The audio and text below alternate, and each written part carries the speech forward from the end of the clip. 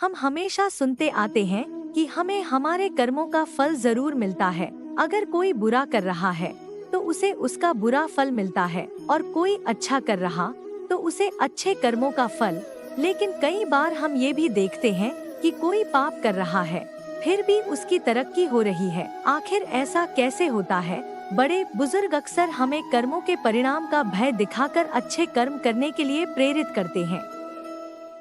वेदों में भी कर्मों के सिद्धांत पर बात की गई है, और यह कहा गया है कि आपको आपके कर्मों का फल देर सवेर जरूर मिलता है। अगर आपने अच्छे कर्म किए हैं तो आपको अच्छा परिणाम मिलेगा, लेकिन अगर आपने बुरा किया है तो आपको बुरा परिणाम मिलेगा। लेकिन हमने ये भी देखा है कि अक्सर अच्छा कर्म करने वाला कष्ट में रहता है और बुरा कर्म अथवा पाप करने वाला तरक्की कर रहा होता है। ऐसे में कर्मों का यह कॉन्सेप्ट झूठा या गलत लगता है, लेकिन क्या ऐसा है?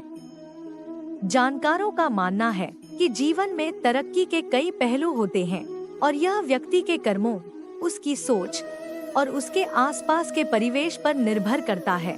कई बार ऐसा देखा गया है कि पाप करने वाले व्यक्ति भी समाज में तरक्की करते हैं, लेकिन यह तरक्की अस्थायी होती है और इसके पीछे के कर्मों का फल अंततः उन्हें भुगतना पड़ता है।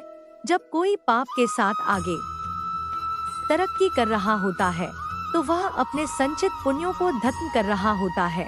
उसे उस वक्त इस बात का भान नहीं होता, बल्कि वह इस गलतफहमी में होता है कि वह कितने भी पाप करे उसका लाभ ही हो रहा और अब उसका कोई कुछ भी नहीं बिगाड़ सकता है। वह मतवाला होकर पाप के कर्मों का ढेर खड़ा करता जाता है और अपने पूर्व जन्म के जमा पुण्यों को भी नष्ट करता जाता है, और जिस दिन उसके सारे पुण्य कर्म नष्ट हो जाते हैं वह उतनी ऊंचाई से उतनी ही तीव्रता से गिरता है।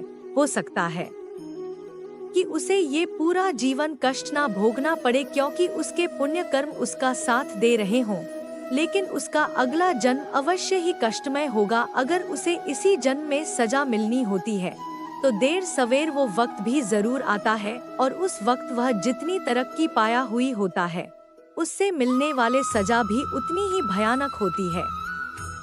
जो मन को नियंत्रित नहीं करते, मन उन्हें नियंत्रित कर लेता है और उनके लिए वह शत्रु के समान कार्य करता है।